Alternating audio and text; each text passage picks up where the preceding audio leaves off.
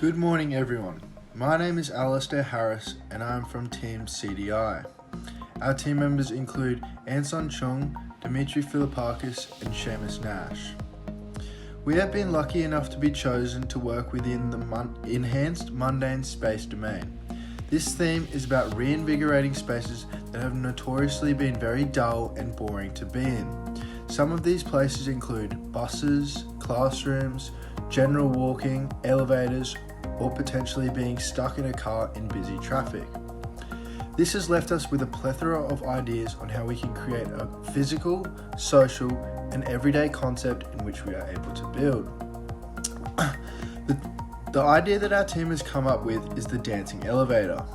I'm sure everyone has found elevators tedious, waiting awkwardly with nothing to do but count the floors as they pass.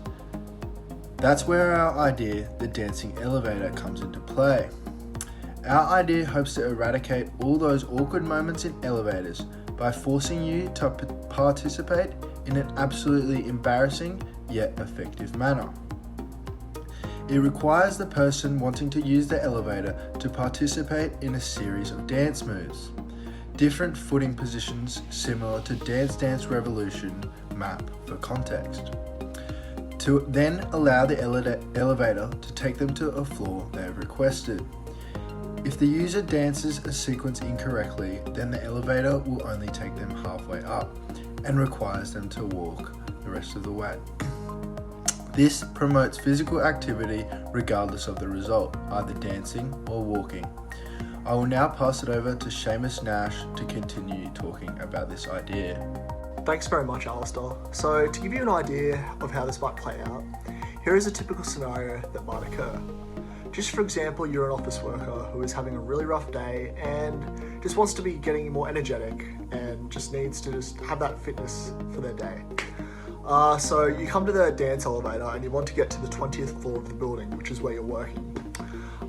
It then tells you, once you get into the elevator, it then tells you to do a combination of dance moves. For example, on the Dance Dance Revolution map, such as forward, back, left, right, left. While you do that in the elevator, you get some of it wrong, so you might miss like the back part once or something like that. You miss that, and therefore you only get to halfway up to your desired floor, hence the 10th floor. There you exit to the 10th floor, and then you are asked to take the rest of the trip up to the 20th floor using the stairs. And this promotes exercise by dancing and walking up to their office. The following is a demonstration of the scenario for dance elevator. First, we have an office worker who's been sitting at his desk for 7 hours and is ready to get up and move. Oh, so boring. I think I need some refreshment. We then see our office worker get into an elevator where he is greeted by a dance mat and a combination for him to dance.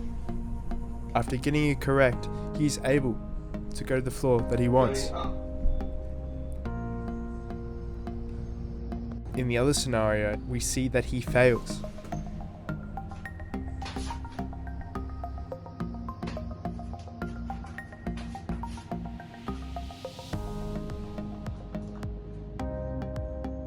Following him failing, he must now climb up half the floors that he needed to go.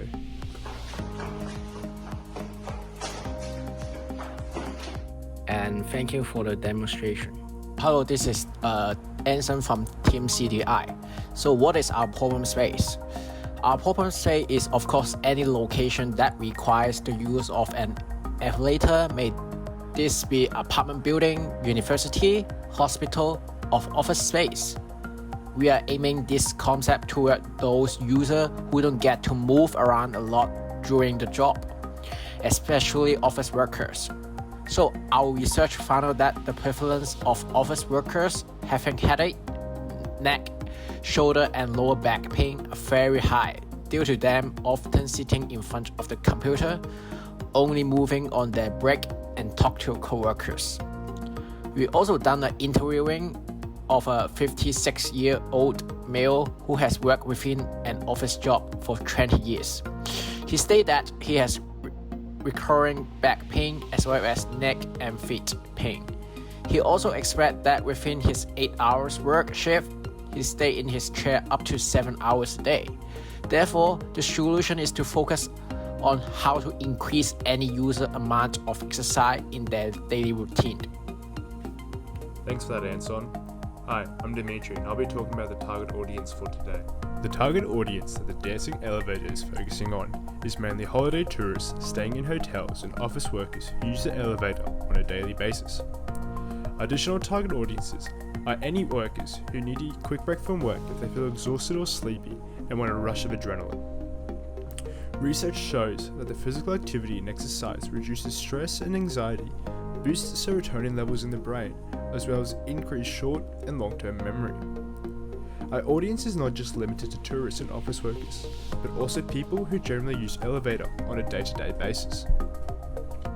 Our concept was inspired by the Dance Dance Revolution arcade game, and from this we thought that we could apply this interactive and fun system within an elevator setting. Dance Dance Revolution has been used as a therapy to counter multiple sclerosis as well as increase health benefits. With this benefit on users who sit at the desk for 7 hours a day, this can greatly increase their health and improve their well-being. Hopefully you all enjoyed this presentation, as we are very excited to see how this idea develops.